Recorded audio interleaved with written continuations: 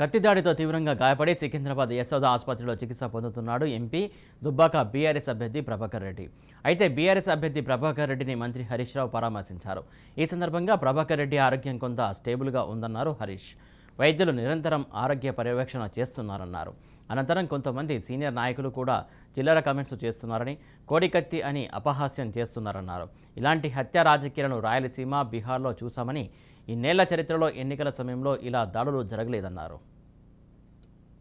రాజు అనే వ్యక్తి అని అతను బెల్దొడ్డి మండలానికి చెందినటువంటి వ్యక్తిగా చెప్పారు. కానీ మరి అతను ఏ పార్టీ ఏంటి, అసలు ఎందువల్ల చేశాడు, మరి ఆ సంఘటన జరిగినప్పుడు చాలా ఆయన తాగి ఉన్నాడు, డ్రింక్ చేసి ఉన్నాడు అనేటువంటిది కూడా తెలుస్తూ ఉంది. But exactly we don't know.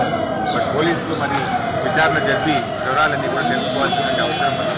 But ఏది ఏమైనా ఆ భగవంతుడి యొక్క దయతో, ఆ వెంకటేశ్వర స్వామి దయతో ప్రభాకర్ రెడ్డి గారు కోలుకోవాలని.